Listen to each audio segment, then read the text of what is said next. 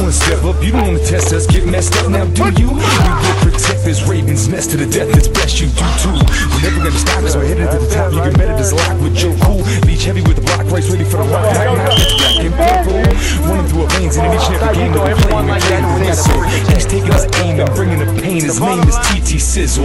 It's all official. That skips a bitch. Yes, I diss you. We blitz and they hate you off the initials.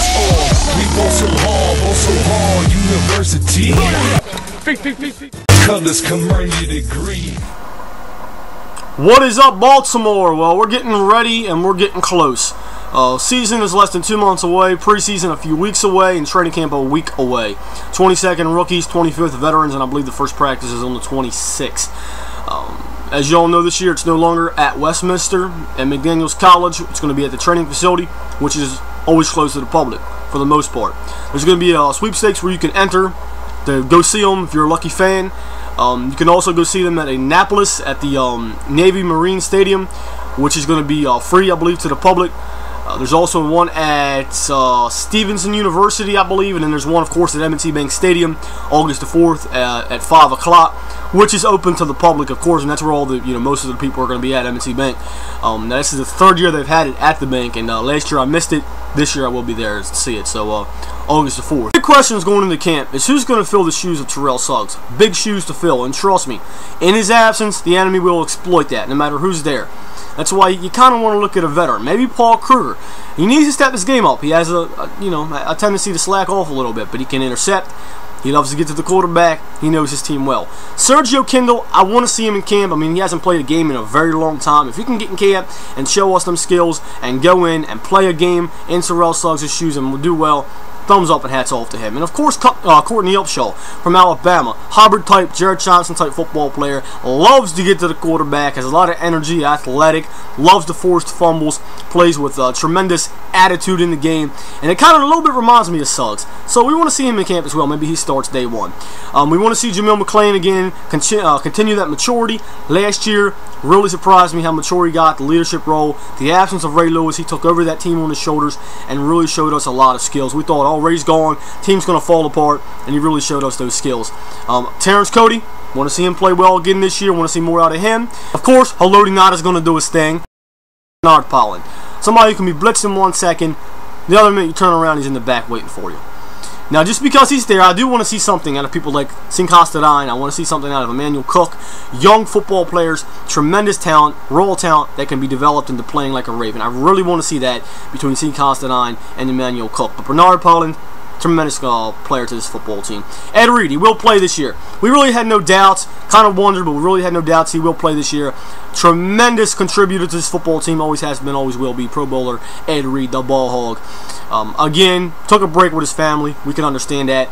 But we want to see things out of people like Christian Thomas this year. Going at it maybe with Emmanuel Cook for that second spot. Again, don't have Zibikowski anymore. Something you got to watch. But these young football players definitely have potential to play very well. Play like a Raven here on this Baltimore Ravens roster. To make the roster as well.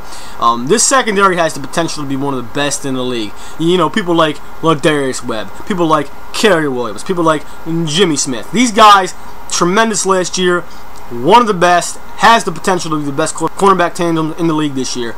They shut them down. As y'all remember a couple of years ago, we were laughing stock in the backfield. This year, not many people are going to want to throw the ball downfield against our guys. So it's going to be really interesting to see these guys step up in camp and in the NFL preseason and NFL regular season. Can't wait to see our backfield this year. Cannot wait. Special teams, it looks like Jacoby Jones probably is going to be the return man. Something we've lacked for quite some time. Speed, agility, physicality. Somebody who's big, can get down the field, get us the yards before the guys come on the field. So definitely want to see him in camp and how fast he can actually run on those returns. The battle between Tuck and Cundiff. Now, Cundiff missed some critical kicks. You know, he's a Pro Bowl kicker, but he missed some critical kicks.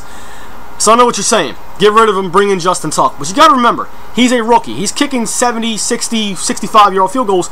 But if you remember, Steve Hauschka was doing something similar back in his college years. He came in the NFL and look where it brought him. So just because somebody's doing well, got to wait to camp to make that judgment. Because Billy Cundiff could out him. Tucker could out Billy Cundiff. That's going to be very interesting. Not a very well-known, but very well interesting battle to take place. So the special teams and defense, no doubt in my mind this year is going to be off the charts. Ray Rice got his contract. 5 years, could be up to $40 million. Need to get back to running that football. Work with people like Bernard Pierce. This is a guy, Ray Rice, we don't want him running 200 yards a game.